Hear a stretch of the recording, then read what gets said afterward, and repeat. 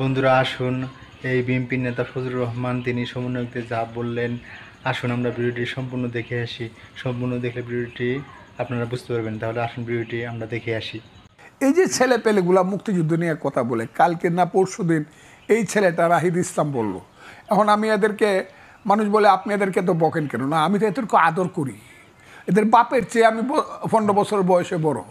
এদের বাপের বয়স 60 বছর, আমার বয়স 78, আমি 18 বছরের বড়। ওদের বাপ মুক্তিযুদ্ধে যায় নাই, মুক্তিযুদ্ধের সময় ওদের মাকে বিয়া করে নাই, ওদের জন্ম তো পরে। ওই ছেলেটার বয়স 26 বছর। 26 বছর না, আমি তো 40 বছর আগে আমি এদেশে এমপি হয়েছি। 40 বছর আগে আমি ফজলুর রহমান এমপি হয়েছি। 54 বছর আগে আমি মুক্তিযোদ্ধা কমান্ডার ছিলাম। 1200 মুক্তিযোদ্ধা আমি কমান্ডার ছিলাম।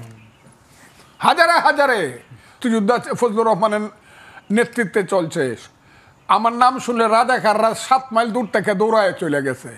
এখন এই ছেলেটা কথা, যদি মুক্তিযুদ্ধের কথা যদি এই ছেলেটার মুখ থেকে আমার শুনতে হয়, যে ছেলেটা 500 বা 600 বা 700 ছেলের নেতৃত্ব দিয়া তাদেরকে হত্যা করায় বলি আর শহীদ করায় বলি 5ই আগস্টে, আর শত শত ছেলেকে আহত করায় বলি 5ই আগস্টে, জাতীয় দিবস পালন করার আগে যে ছেলেগুলা জায়গা কক্সবাজারে আনন্দ ফুর্তি করার জন্য, এদের কথা আমার শুনতে হবে এবং মানতে হবে। এদেরকে একটা গালি আমি দিব না, এদেরকে আমি দিব না। তোরা যে বিমানে যাচ্ছে বেটা 5 স্টার হোটেলে থাকস, বাপের কয় টাকা ছিল? তোদের যে বাড়ি দেখি আমি দেবিদ্বারে, মুরাদনগরে, পঞ্চগড়ে, এদের বাড়িঘর গড় আছে, দোয়ার নাই, মাটিতে বৈশা খাওয়ার জায়গা নাই।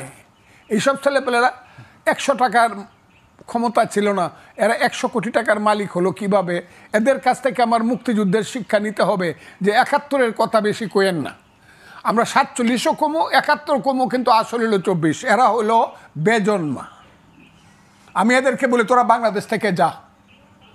71 যারা মানো না, যারা 71কে ছোট করে দেখাও, 71 হয়েছে বলেই তো বাংলাদেশ।